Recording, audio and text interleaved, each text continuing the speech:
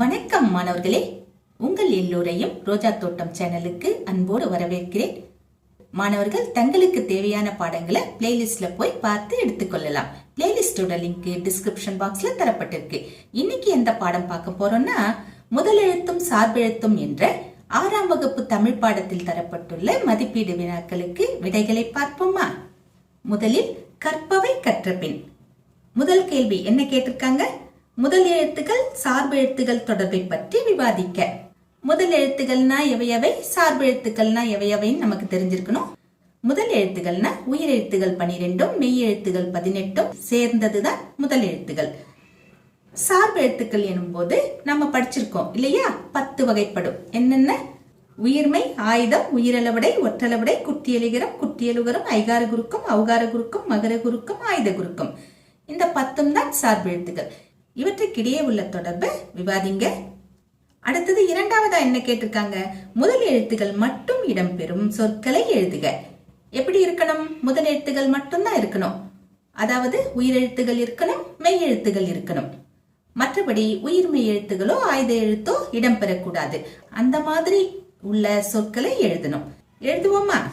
ஆள், ஆள், ஆண், ஆண், உன், உன், ஊன், ஊர், என், என், எல், ஏன், ஏர், ஈர், ஓர்.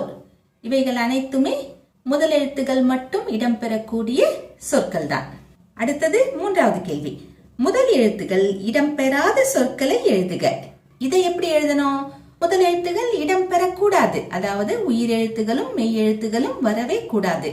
உயிர்மெய் எழுத்துகள் மட்டும்தான் இடம்பெற வேண்டும். உதாரணத்துக்கு அவங்க குருவி கொடுத்திருக்காங்க. மற்றவைகளை நாம எழுதுவோமா? புள்ளி வச்ச எழுத்து இருக்கக்கூடாது, உயிர் எழுத்து இருக்கக்கூடாது. நாம எழுதுற சொற்கள்ல கவனமா எழுதணும். என்னென்ன எழுதலாம்? மலை, மழை, சாலை, காலை, வருக, தருக, கதை, கவிதை, கனிவு, துணிவு, பணிவு, இப்படி எழுதிக்கொண்டே போகலாம். அடுத்தது மதிப்பீடு கேட்டிருக்காங்க. முதல் கேள்வி என்ன?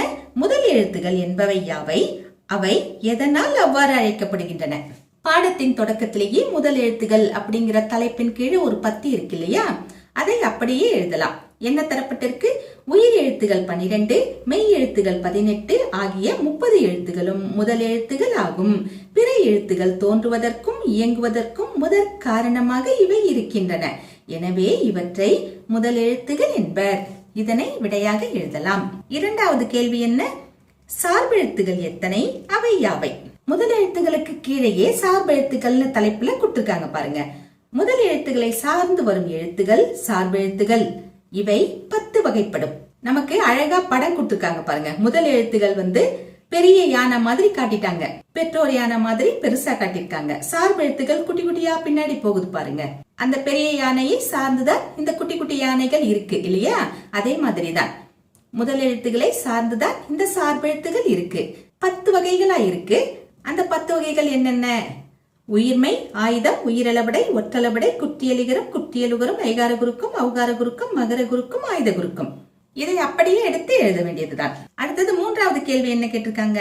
சொற்களில் ஆயுத எழுத்து எவ்வாறு இடம்பெறும்? ஒரு சொல்லுல எப்படி வரும் அப்படின்னு கேட்டிருக்காங்க. கற்பவை கற்ற பின்க்கு மேல பாருங்களேன், 3வது பாயிண்டா இருக்கு பாருங்க. கீழ இருந்து மேல போகும்போது 3வது பாயிண்ட். தனக்கு முன் ஒரு குறில் எழுத்தையும் தனக்கு பின் ஒரு வல்லின உயிர்மை எழுத்தையும் பெற்று சொல்லின் இடையில் மட்டுமே வரும். இப்படிதான் வரும் அக்கு ஆயுத எழுத்து, வேற எப்படியும் வராது. இதை நீங்கள் விடையாக எழுதலாம். மாணவர்களே, இன்று நாம் முதல் எழுத்தும் சார்பெழுத்தும் என்ற பாடத்தில் தரப்பட்ட மதிப்பீடு வினாக்களுக்கு விடைகளை பார்த்தோம். நாம் வேறு பாடத்தோடு மீண்டும் சந்திக்கலாம். டாடா, பாய்.